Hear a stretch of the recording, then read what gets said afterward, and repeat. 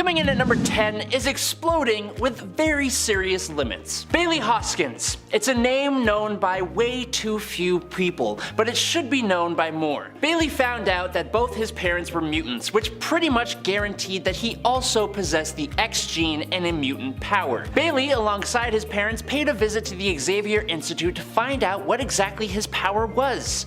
After some tests done by Hank McCoy, Beast, Bailey was informed that his mutant ability was the power to make himself explode. An incredibly useful combat ability that came with one massive caveat. Bailey could only explode one time. He had no ability to regenerate after the explosion. I mean, when we think about it, being able to regenerate after you literally explode in a ball of fire makes no sense whatsoever. But kudos to this comic for having a realistic portrayal of what having the power to explode would actually likely be like. But what's worse is that now, as a mutant, Bailey is accepted by his fellow mutants with literally no way to contribute other than doing things that literally anyone else could do. If you had the power to explode one time, what good would that ever do for you as an individual? Literally none. And at number 9 is Pyrokinesis with no immunity to fire. When I was a kid, I always thought that the superheroes who could control fire were the coolest ones. Johnny Storm was the prime example. He's arguably the coolest member of the Fantastic Four, not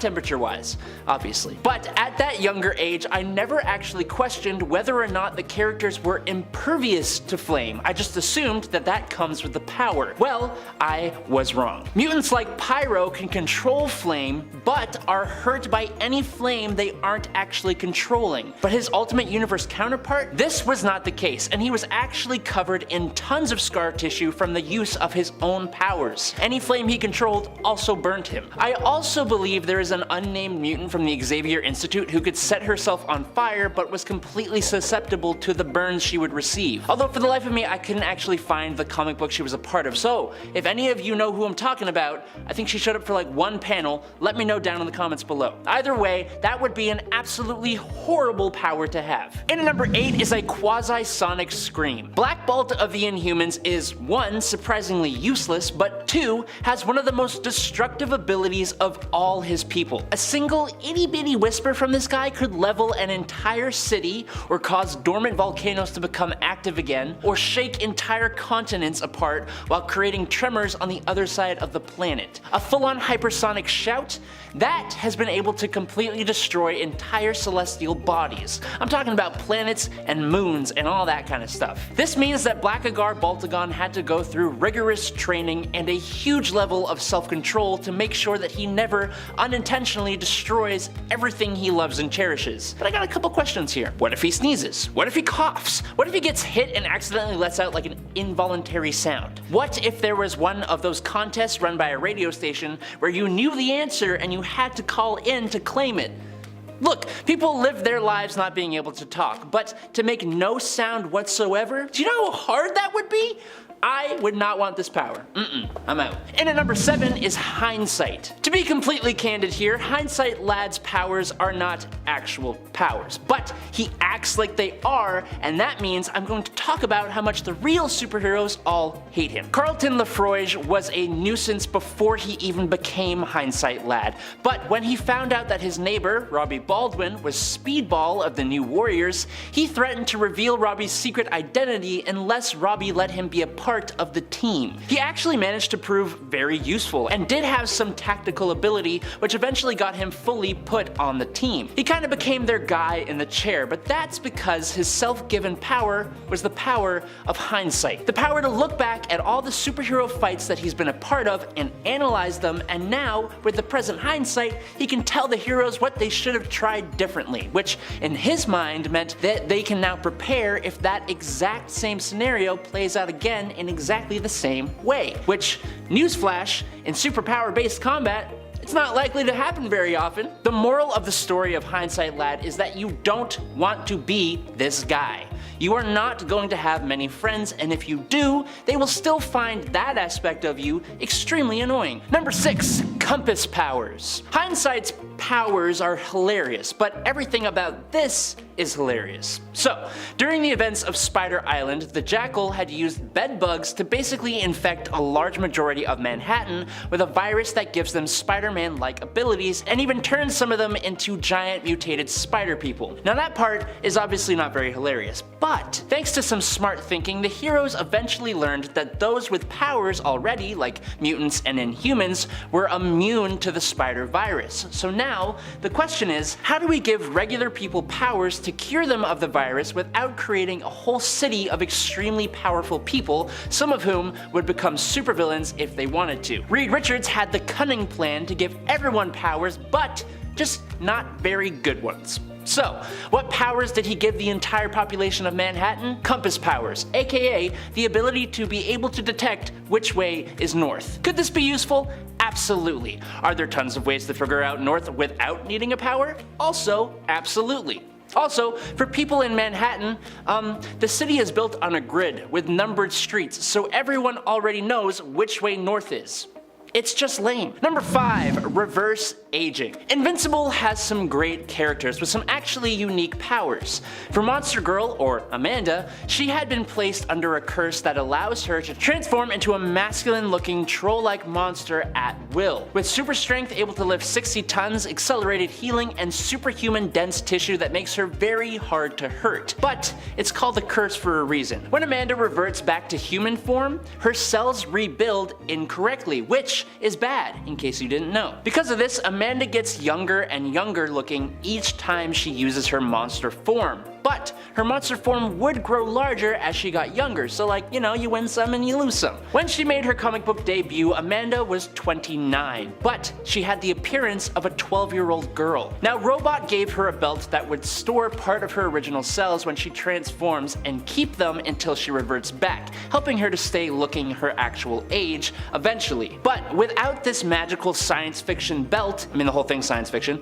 but Amanda would have eventually just kept de-aging until I'm assuming she wouldn't be able to survive anymore, or she would just stop using her powers. Either way, a loss and not really worth it. And number 4 is Detachable Arms. If you have ever needed someone to lend you a hand, well, Arm Fall Off Boy would have been the ideal guy to have at arm's length. Sorry, 2 puns in 1.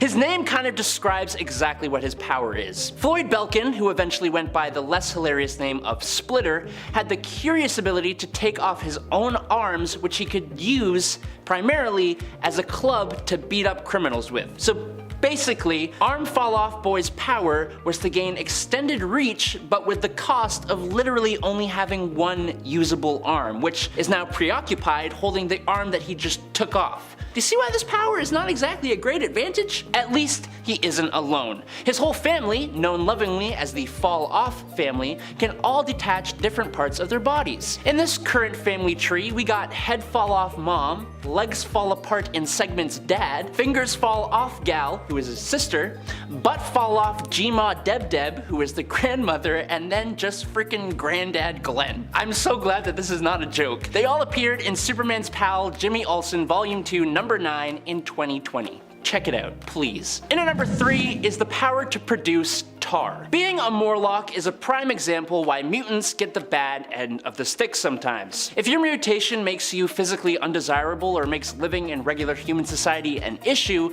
then you get slapped with the name Morlock, which is horrible, and you go and live with the other Morlocks because they are the only ones who will accept you. At least that's how it used to be. Not to mention there was the whole mutant massacre thing. Horrible. Most people wouldn't choose this life willingly. Tar Baby certainly did not. First of all, that is an incredibly questionable name to give yourself, but it does check out. This Morlock has the ability to secrete a black tar-like substance through the pores of his skin that is incredibly sticky and causes things to permanently stick to him on contact. Just imagining this makes me annoyed. Especially if you had like little control over the ability, things would be sticking to you left, right, and center. How could someone go through life like that? The amount of things I would get unintentionally stuck to or have stuck to me, this would just be the most annoying power to have. No. And at number 2 is being infectious. I think Infectious Lass is actually kind of an interesting idea for an alien. Her real name is Drura Sept, and she comes from the planet Somator, however you pronounce that. All the inhabitants of this planet have bodies that are homes for colonies of thousands of microorganisms that carry thousands and thousands of infectious diseases, which gives them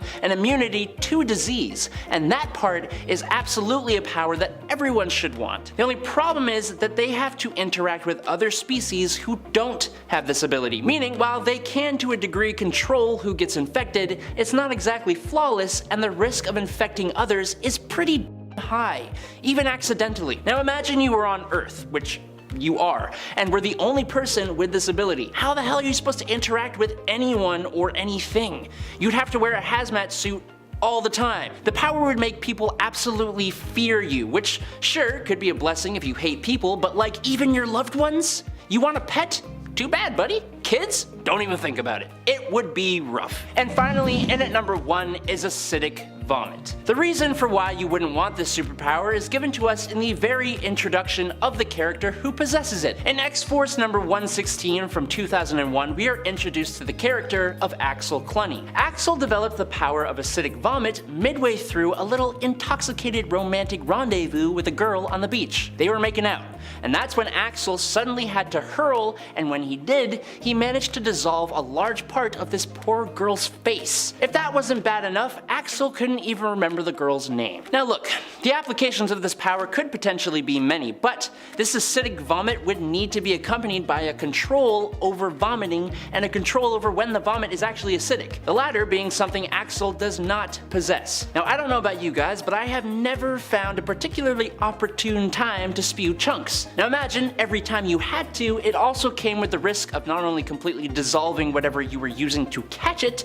but also dissolving anything else it came into contact with, like the floor, or your clothes, or I don't know, the girl on the beach you're making out with. I'm sorry for all the images I have given you to think about here, but I didn't create this power, so it's not my fault. It's gross. It's bad. But back to the list, starting off at number 10, we have Stone Boy. Dag Wentham is going all the way at the top of this list because his abilities are actually very useful, and I don't even know if I can say you wouldn't want them necessarily. Essentially, Dag is an alien from the planet Zwen, and his species has developed the unique ability to turn their entire bodies to stone, going into a sleep-like state that protects them from the harsh weather that their planet experiences for months at a time. The benefits of this are actually very many. You become basically unhurtable, you resist extreme weather, and you can pass as an incredibly realistic looking statue. But the big part of this is, while you are stone, you cannot move or do anything at all. So like, let's say you're being attacked by someone who very seriously wants to do you harm. Sure, you can turn to stone, but then all said person has to do is wait for you to turn back. Or just get something capable of breaking stone, because stone isn't exactly unbreakable, you know what I mean? Because of the lack of usefulness of this ability, he was rejected from the Legion of Superheroes and instead joined the Legion of Substitute Heroes. And his body was actually used to toss at opponents,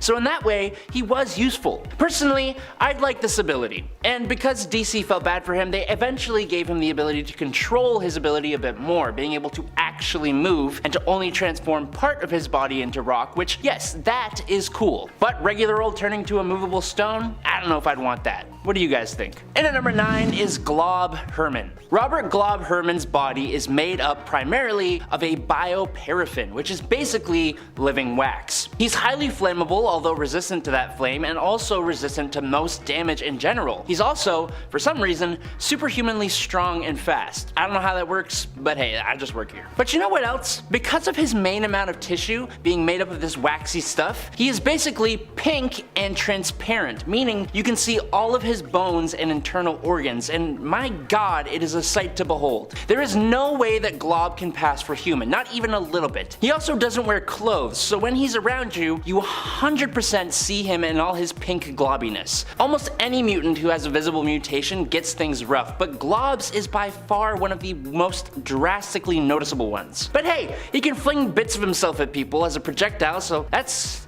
kinda cool, I guess. Either way, I doubt a single one of you can give me a positive to looking like Glob. And at number 8 is Chamber. When you say out loud that Jonathan Star-Moore's power is that he is a being composed of pure psionic energy, able to manipulate biokinetic flame and in possession of limited amounts of telepathy, then you'd be like, whoa, that's freaking awesome. I want that power. Then I tell you that his body is just a shell for his psionic energy form, and when his powers first emerged, it completely blew a hole in his chest and lower half of his face, completely incinerating most of his internal organs and meaning that he can't talk, eat, or drink, and that the wound was replaced by a constantly burning chasm of flame. Then you'd be a little less inclined to say how great this power is, wouldn't you? Are you a foodie?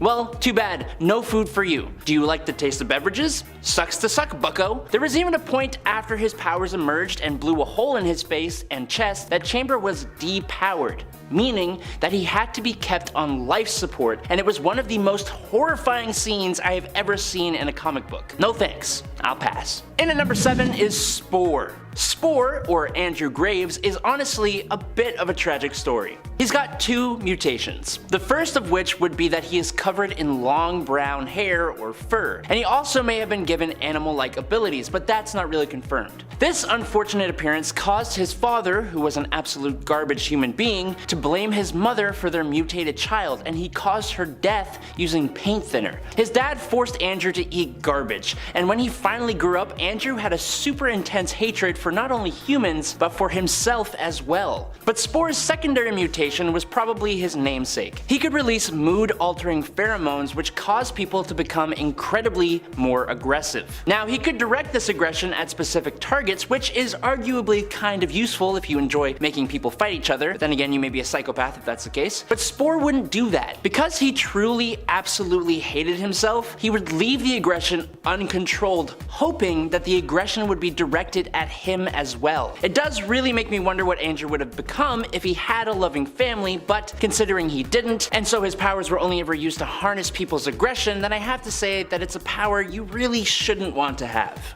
Number 6, ice cream. Now, I saw some people mention Soft Serve, who has the ability to poop ice cream, and that does not sound like a bad one to me, I gotta say. I'd love that. Free ice cream whenever I want, sign me up. Forge even tried her ice cream once and said it was the best damn ice cream he'd ever had. So yeah, I'd take that. But another mutant who has ice cream powers who I would not want to be is Ice Cream. Some of you suggested him as well, and this one I can get behind, but it depends on a few things. If the amount of ice cream I turn into is exactly proportionate to my own body weight, like if I'm 150 pounds, do I turn into a 150 pounds of ice cream? Or can I generate more ice cream that I can actually get to enjoy? Also, he has turned into a banana split, complete with the banana and everything, so like, does that mean I can turn into any ice cream related foods? If I can't produce extra ice cream, then I would hate to have this power, because not only does that mean I can't enjoy the ice cream, but also people and animals, especially small children, will try to eat me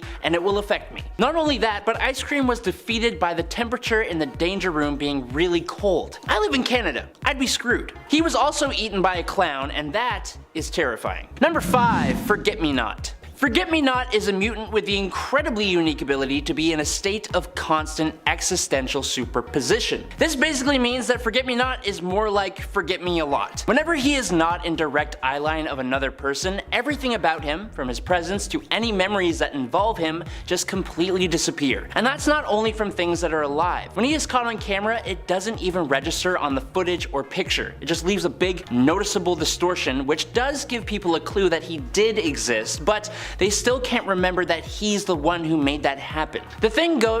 The same thing goes for if he uses things. So like when he uses toilet paper, you obviously see that the toilet paper had been used, which would make him a perfect excuse for when someone gets mad when you don't change the toilet paper roll once it's empty. Just saying. His interactions with people do leave them with gaps in their memory, which some telepathic characters can pick up on. And leaving reminders for yourself about Forget-Me-Not does also help, which is what Charles Xavier had to do when Forget-Me-Not was a member of the X-Men team for like 6 years and no one knew about it. Although it would be an an incredibly sad life to live. You could get away with a hell of a lot, so for someone who is okay being completely alone, it's kinda cool, but still. A really great quote for him goes, "It's better to do something that matters and not be noticed than the other way around," which is both sad and kinda really inspirational for just him. And at number 4 is Rogue. Rogue is an incredibly popular member of the mutant community and the X-Men, and as such, a lot has changed with her character over time so that she doesn't really qualify for this list anymore. But for argument's sake, we are going to talk about the classic version of Rogue and her abilities. Primarily, she can absorb the abilities, psyche, and memories of anyone who she comes into skin-to-skin contact with. This is actually incredibly useful and is a huge boon in a world full of superpowered beings. One of the biggest times she did this is when she permanently gained the super strength and flight powers of Miss Marvel, Carol Danvers. But her abilities come with a huge drawback.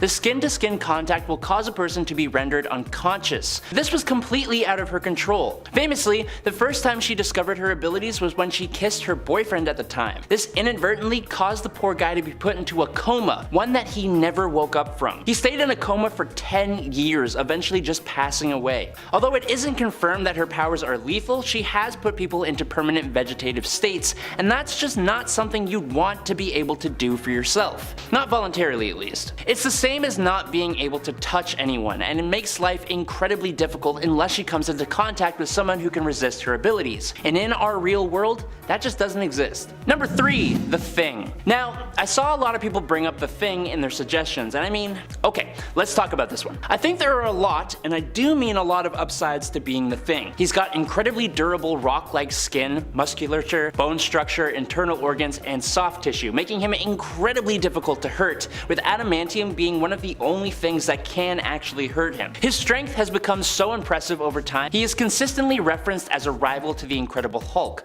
although that is debatable. He has incredibly increased stamina and lung capacity, sensory adaptation, and he does not age, all of which are powers you probably would want. But there are also a fair share of downsides. Ben Grimm is basically an oversized rock monster. Apart from making him stand out in a crowd and the fact that he is treated like a monster by some people, his sheer size makes using everyday appliances and objects extremely difficult. It's basically a handicap. But more than that, his rocky skin has robbed him of his feeling of touch. Not only can he not feel objects, but like people, he can't fully appreciate a hug. That just makes me sad. So yes, there are tons of upsides, but being turned into a monster with no feeling is a fate most people would not want. Luckily, thanks to his serum, he can turn back into a regular guy one day a year, and he does have one of the most loving and caring families in the Marvel Universe, the Fantastic Four. And at number 2 is Crazy Jane / Legion. Both Crazy Jane from DC's Doom Patrol and Marvel's mutant David Haller, or Legion, both have a very unique ability. They both have access to a large degree of different abilities, but every ability is attributed to a personality in their head, as both of these characters have dissociative identity disorder. Do I think the idea of being able to switch to different powers whenever you want, if you have control over it, is cool? I think so. But anyone who actually wants to give themselves a mental disorder is incredibly arrogant of the negative side effects of such a thing. Having a mental disorder is not something you want. It's not cool, it sucks. It's a problem, not a superpower that people sometimes spend their entire lives trying to cure. But then you add the fact that some of these different personalities have powers that can actually hurt people. And then you add a whole other level to this thing. Now, sure, these characters are heroes, and more often than not, they use their abilities to help people, but it's not always as simple as that. All I'm saying is that you should not want to have dissociative identity disorder. End of discussion. And finally, in at number 1 is Red Mask. This may be one of the absolute worst powers to have in terms of trying to live a normal life. Red Mask is an Animal Man villain from DC Comics, and he probably has one of the saddest stories from the publisher. In 1945, Red Mask, whose real name is never told to us, came into contact with a meteor that gave him the power of Death Touch. This basically means any living thing that he touches dies. Ben Grimm, he can't feel anything, but this guy literally is not allowed to touch anything because he will kill it. It didn't take long for Red Mask's wife to leave him, and after that he became a villain. Now I will say, he has the potential to become one of the most deadly villains, only he's literally just so depressed he doesn't even have the motivation. He was partnered with a villain called the Veil, but then the Veil's powers drove the guy insane and he was locked up in Arkham Asylum. His story in the Animal Man comics basically follows him getting a lung disease and then releasing an army of easily defeatable robots on the city of Miami and then throwing himself off of a building. Now, in real life, I can't imagine any sane person who would want this. You can't have romantic relationships, not to mention kids, no pets, no plants, you can't shake someone's hand, you can't hug anyone, you can't even give or receive a high five. I think this is the worst of the worst. Coming in at number 10, a host for a symbiote. Now look, there are some pretty awesome symbiotes out there. They're almost all pretty powerful.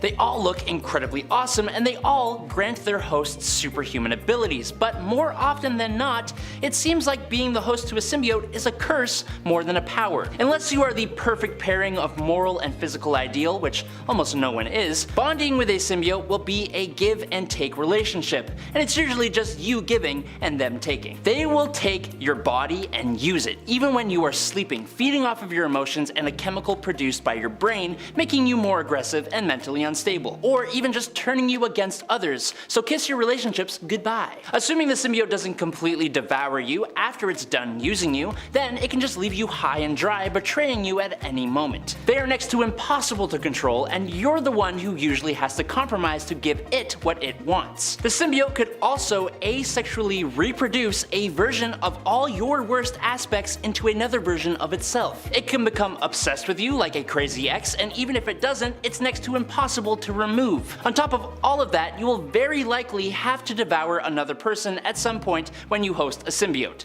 Sure, there are positives to being a symbiote host, but next to all the negatives, not really worth it in my opinion. Number 9. Ultimate Colossus. Colossus in the classic Marvel universe has a pretty desirable power set. He has super strength and stamina, and is able to transform his body into a practically indestructible metal. This makes him a force to be reckoned with, and there's not really any downside to it. However, Colossus has a slightly different power set in the Ultimate Marvel universe. On Earth 1610, he is still able to transform his skin into a super tough metal, but he does not have super strength, which means that when he transforms, he becomes so heavy that he can't even move. So his power is still useful for like defense, but it is practically useless when it comes to doing anything but standing in a stationary position like an indestructible statue. Because he still had to do stuff, we eventually found out that he had regularly been using the illicit mutant growth hormone called Banshee that enhanced his powers, allowing him to have the super strength that is so associated and necessary for the character, but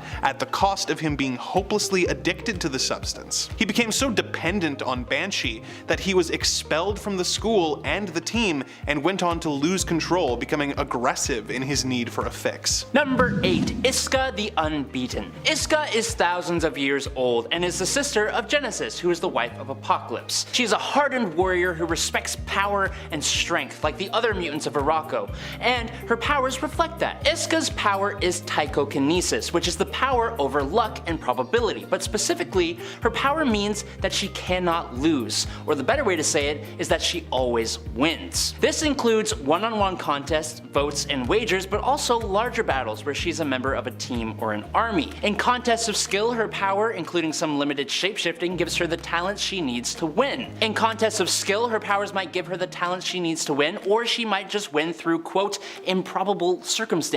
So far, it's sounding pretty good. Always winning is so good, it just sounds like ridiculous and lazy writing. But it also means that in larger battles or wars, her powers weigh the probability of the two sides and make her defect from the losing side and join the winning side, even if the losing side was composed of those she truly cares about. Meaning that even though she still technically won, she betrayed her closest friends and allies. Her power has also famously been used against her and one of her allies. When Tarn the Uncaring faced off against Magneto, the mutant Sunspot bet Iska that Tarn would win. So, because she would be betting against Tarn Tarn, who she had fought beside for thousands of years, was easily wiped off the face of Mars by Magneto, who crushed his head like a cherry. Her power is really good, it's just got some really crummy loopholes. Number 7. Daredevil. When Matt Murdock was a child, he saved an old man who was about to be hit by a truck by heroically pushing him out of the way. This caused an accident where the radioactive isotope that the truck was carrying got in Matt's eyes,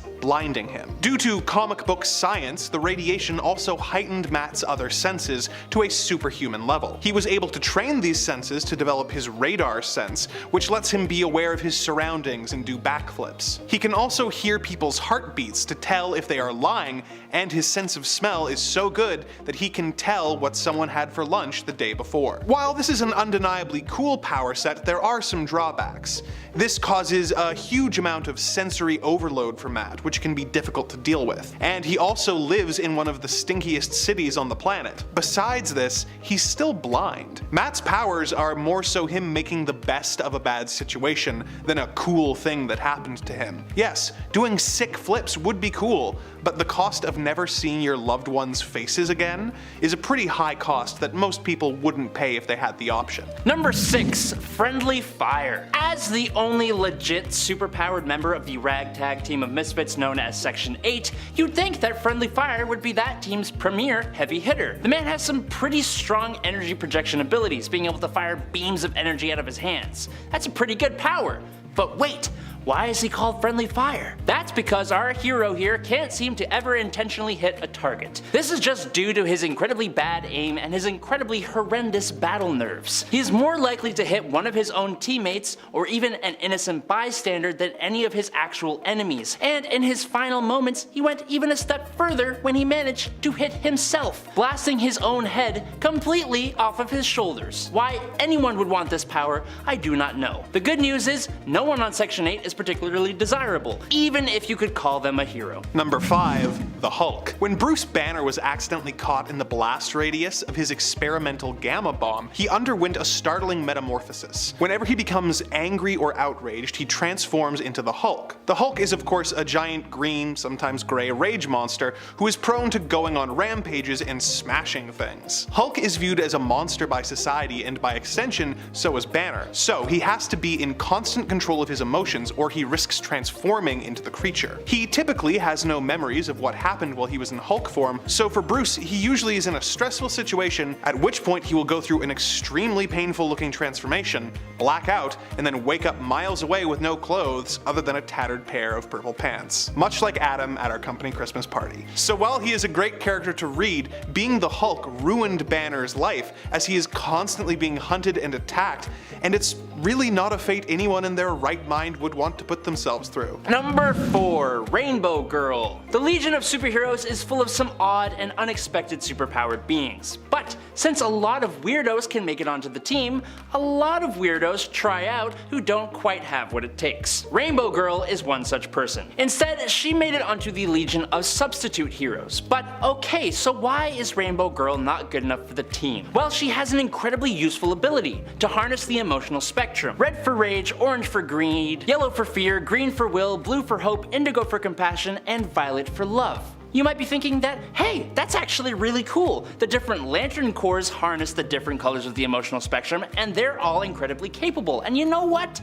You're right. The problem is that Rainbow Girl doesn't really have any control over this ability, and she basically has incredibly abrupt and drastic mood changes. She can also make rainbows and emit pheromones that make people like her, but the massive mood swings are not something you should want to have. The character, or more specifically the creators, landed in a little bit of hot water as she encapsulates the old-fashioned trope of women being emotional, and that's not good. We don't like that. Number 3. Blight. First introduced in the Batman Beyond animated series, Derek Powers was an evil businessman who had gained control of Wayne Enterprises in the near future, featured in the show. He developed a mutagenic nerve gas which he intended to sell as a weapon, but the conspiracy was discovered by one of his employees. He had that employee taken out, and their son, Terry McGinnis, swore revenge on Powers, becoming the new Batman. While fighting Batman, Powers was exposed to the gas, and in order to survive, he was forced to undergo extreme radiation treatment. It saved his life, but it also transformed him into a spooky glowing green skeleton who calls himself blight. He's able to blend in with society if he wears a layer of false skin,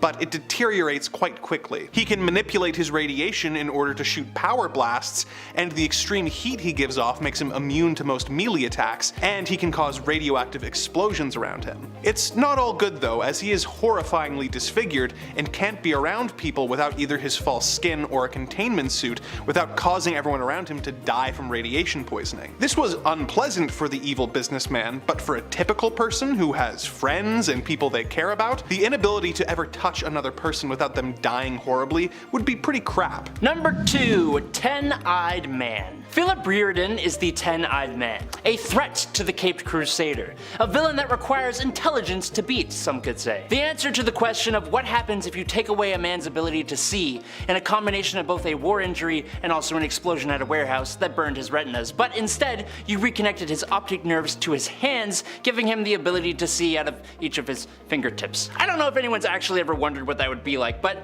now you know, and that is his only power. As you can imagine, this does pose some problems. For starters, his regular eyes are blind. So you put a pair of gloves on this guy, and he's done. Also, his weird eye finger things are extremely sensitive, so he is often easily defeated simply by injuring them, which can be done by tricking him into catching or touching something, or even theoretically by giving him a nice crisp high five. But let's not forget, it has been shown he can only be kept in a jail cell by keeping his hands locked in a special non-see-through box, because with eyes on his fingers, quote, escape would be child's play for him. So while I can see some advantages to this, sort of, I can also see a ton of downsides. And I can actually see them because I have eyes. Number 1. Mr. Freeze. When Victor Freeze's wife Nora developed a generic fictional disease, McGregor syndrome stage 4 if you want to go off the Batman and Robin version, which I always do, he put her in cryostasis while he worked to find a cure. This led to a lab accident which involved Victor being exposed to the cryochemicals, and it transformed him into Mr. Freeze. There are some advantages to his condition. For example, his aging is dramatically slowed, and he is immune to cold-related illnesses and any other diseases, toxins, or poisons.